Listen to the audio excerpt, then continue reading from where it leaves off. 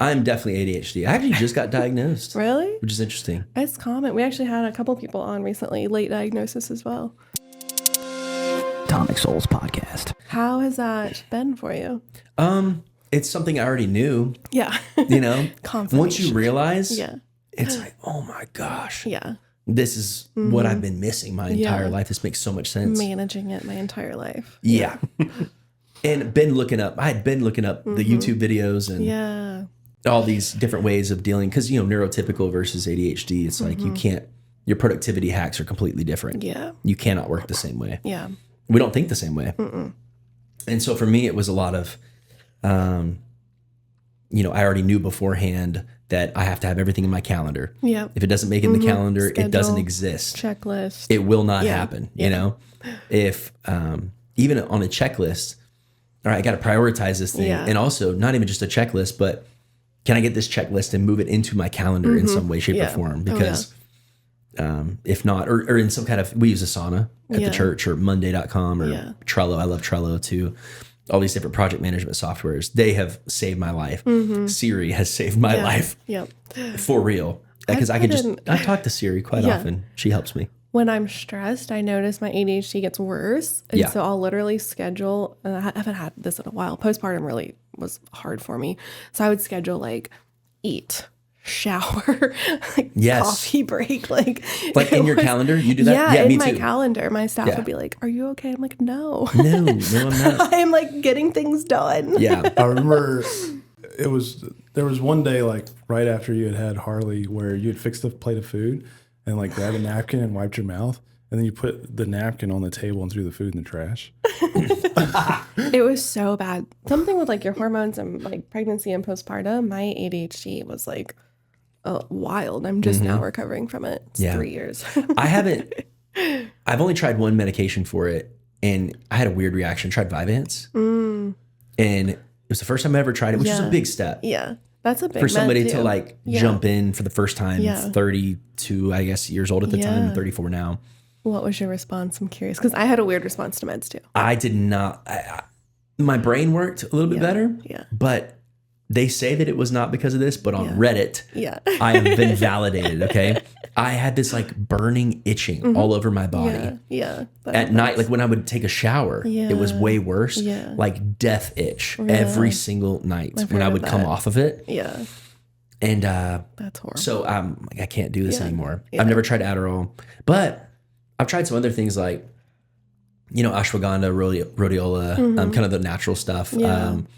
Obviously, omegas are good for your brain in general. And then working out in the mornings helps a ton. I've also noticed that running is way different than walking. And I know that there's science behind it.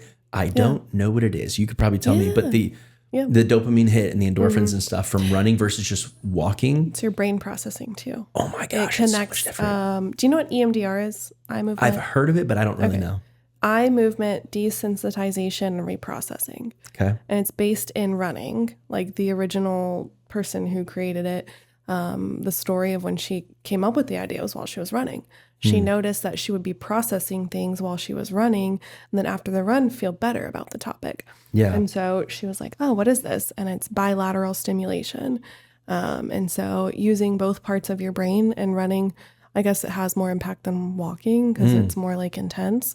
Because when you do the stimulation, you either have like a buzzer or you're tapping. And so it's kind of like more of a running intensity than like a walking is kind of slower. So it's like jolts your nervous system. And so having the two parts of your brain going while you're processing something, it like helps your nervous system regulate. That's how I feel is the walking when I finish a 20-minute walk or something like that. And I'll walk on an incline on a treadmill at like 9 to 12 incline. So, I mean, it's tough. It's intense, It's not the same, though. It's not triggering that, like, and also, I do think system. that there's something to be said about running and just pushing past your limit. I can walk and I don't feel like I'm pushing past anything. I can walk for an hour. But when I run, you know, at a decent pace for 20, 30 minutes, you know, you run a couple miles or something like that, there comes that point every time in that run where you have to mentally decide that you're going to push past. And I think just the ability to every day wake up and say, I'm going to do something hard and I'm going to push past this and I'm going to run hard. And when I feel like I want to quit, I'm going to keep going. Yep. And then for an ADHD brain, that's really powerful. Yeah. That's because you training your nervous system. You're retraining, you're creating new, neural pathways to say, I can do hard things even when I don't want to, which is the exact thing that ADHD people struggle with. Is like, we don't want to do something difficult or hard. And so we shut down, we get, paralysis, and we feel like we can't move. We have all these things we need to get done that day. And yet I really want to get those things done, and yet I have all these thoughts in my brain that so it helps me calm down and focus. And I find when I go to work the next day or later that day, I'm a lot more focused and I can just kind of get the stuff done that I need to. I can prioritize a lot better. That executive functioning actually happens that day. You set your nervous system for the day. It's really cool. So, I love lifting weights. I think it's really helpful. I love walking on an incline because I think it's helpful. You don't lose your muscle mass as much when you walk versus when you run. Yeah. But the benefit of running in my mind is just so much better than, am I going to lose a little bit of my muscle mass? I don't care if I feel better throughout the day. Yeah. Yeah. I'm going to go with that. So. Yeah. You're harnessing the power of, and training your brain to be more functional. Yeah. And plus it's just good for your heart too, which is. Gets the blood flowing too. I think that's a big thing is for mental health, the physical body connected to your brain and nervous system. Like your brain is like, we're meat sacks and our brain is like what operates our whole body. It's such a weird way of saying that, but it is so true. If you're not like keeping the whole system in check, like then, it can get stale and clogged up like a car. If you don't get an oil change or like rotate things. Absolutely. You just got to move around a little bit. I'm at the age now, I'm 34, where I'm, I'll just go lift some heavy stuff. I'm like, that's great. I love lifting some heavy weight. I just benched 315 for the first time ever. This is the most I've ever lifted in my life. And then great. I did an incline dumbbell bench with hundreds on either side, which was pretty sick, like dumbbells. And so I feel the strongest I've ever been, but at the same time, my joints are, I feel it. Yeah.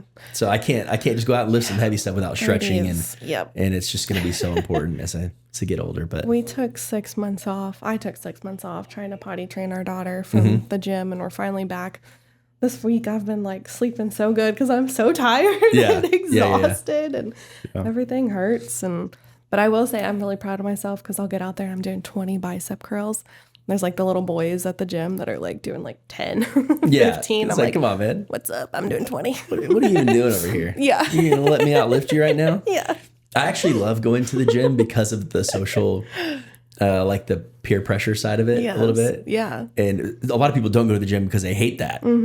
I go to the gym because I love it. Yeah, same. It pushes me. I'm like, dude, I'm not going to let this little punk over here push harder than I am. I'm not going to do that. Or my workout buddy. We push each other all the time. It's like, bro, I'm going to work twice as hard as you today. And he's doing the same with me. So it's pretty cool. See, Mike and I were trying to be workout buddies, but I am completely different amount of weights than he is. So I think he goes easy on himself. Our goals are different too. Yeah. You always want to do... That's going to come out wrong. I was going to say, you always want to do butt stuff. Why are you always doing butt stuff? Golly. I'm always want to do, upper body and... Every day is upper body. I'm like, what are we doing? Upper body. I'm like, I can't do upper body anymore. Guys specifically, we always focus on upper body. Girls are more lower body. It's just... Yeah. It's always been like that. It will never change, probably. So we had to stop doing that. I like being at the gym together, though. Yeah, it's fun. You can go together and then you just kind of go do our separate thing. Yeah, exactly. Yeah, and then you see each other from across the room. You're like, hey, what's up? Like, how you doing? Come here often. Yeah, dude.